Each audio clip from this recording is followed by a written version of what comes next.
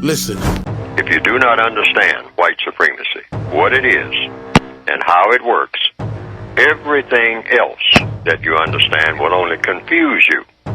Now, sometimes people say, well, you mean everything that I understand will confuse me if I don't understand racism? Yes, because racism is the dominant political and religious motivating force among the people of the planet in all 9 areas of activity: economics, education, entertainment, labor, law, politics, religion, sex, and war. That covers just about everything that any person, minute by minute, might be doing or engaged in any time of day or night, anywhere on the planet. In the textbook for victims of white supremacy, there are 10 stops that are listed. One of those stops is stop cursing, stop name calling. That's another one. Stop name calling, stop cursing.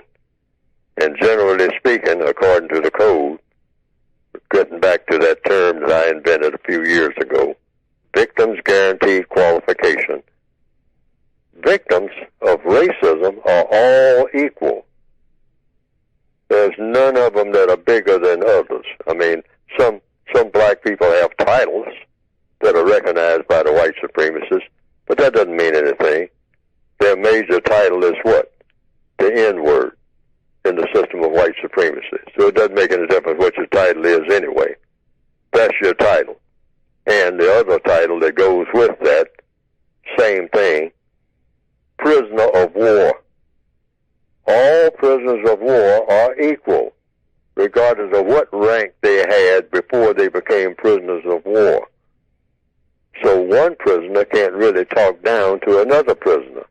We're just milling around in the prison yard. Now, I might beat another prisoner into submission, or another prisoner will beat me into submission, but they still, whomever, we all, as prisoners of war, have to answer to the prison master, even when we beat up on each other. So the code says, stop it. Just stop it. Let people make up their own minds what they're going to do, because we're all equal prisoners just milling around in the prison yard.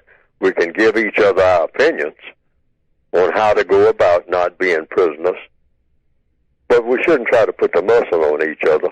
Why? Because it doesn't work. Yeah. Name calling doesn't work. But I'm not going to call anybody a name except the name that the person wants to be called. Okay. That's the way to go, according to the code. That's a part of what we call black culture. We're proud of it, we say. All right? That's why I say it shouldn't be wished on anybody. Name calling.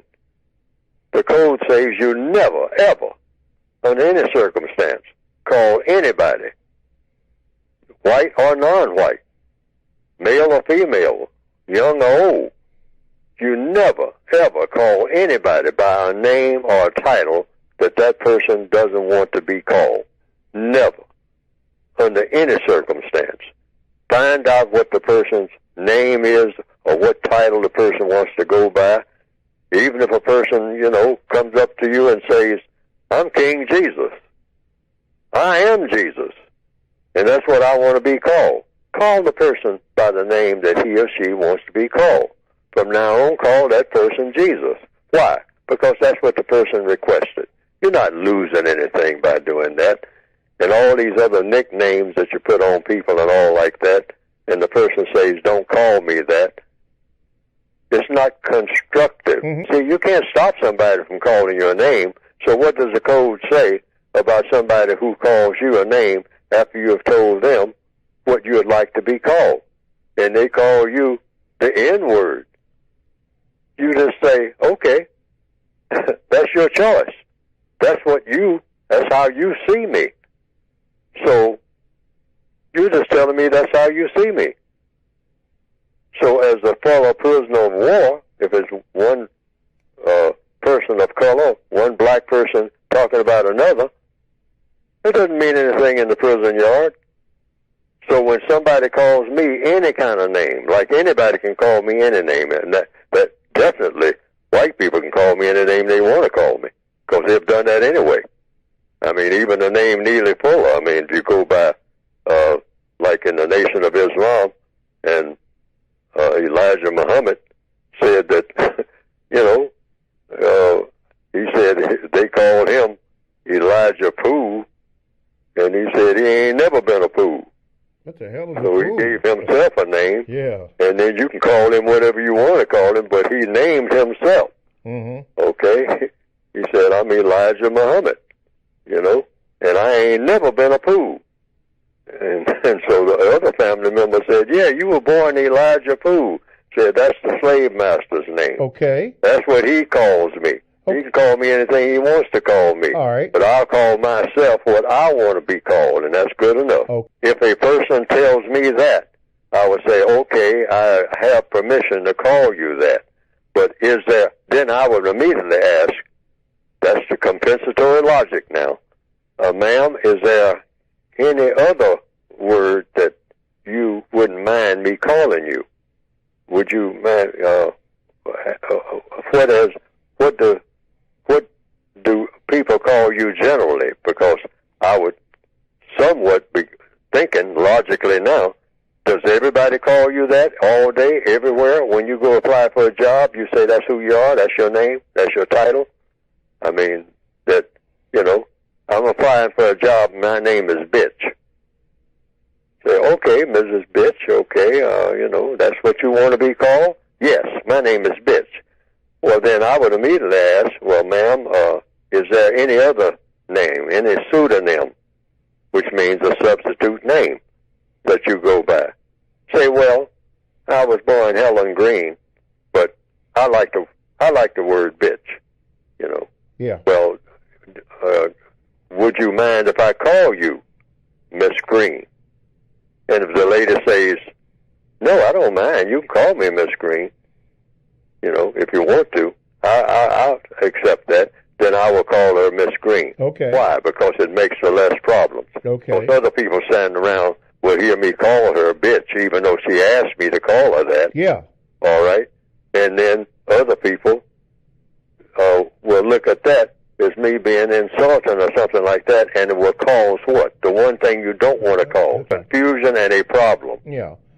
I got to explain to the entire crowd now why I called her that. I've heard black ladies down through the years said that that's who they are. Yeah. In fact, I was sitting in a car once, and two ladies were riding in the car with, I guess there was about 6 people in the car, and 2 ladies got out of the back seat, and they had been using a lot of profanity while they were in the car.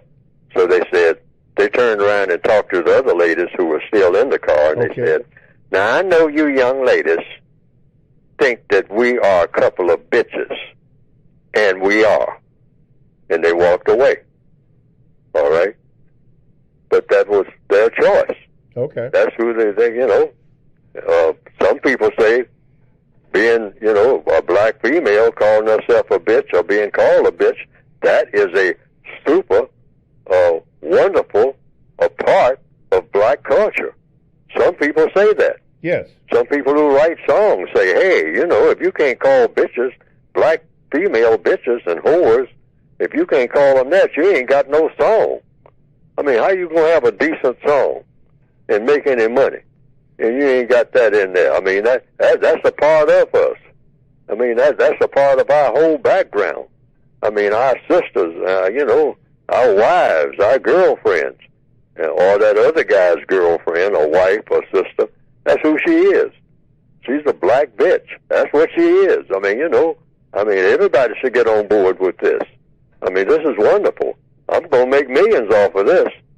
I mean, and a lot of people, like I said, apparently, I'm just going by what I'm looking at and what I'm listening to. They say, oh, that's just a part of black culture. It doesn't really mean what you think it means. It's just a part of the culture. Okay. That's all. All right. And so the question is it constructive? Does it have a constructive effect? Because if we're going to have a black culture that means anything now, that word constructive has to be attached to it. Yeah. Otherwise, it's got no business being a part of anybody's culture. Okay. Period.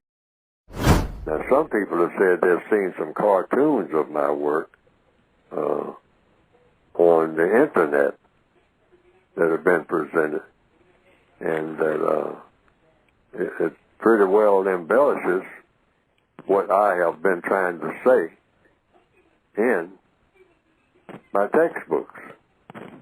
And to the extent that it does that, well, that has been, from what I understand, some people reported to me, a plus.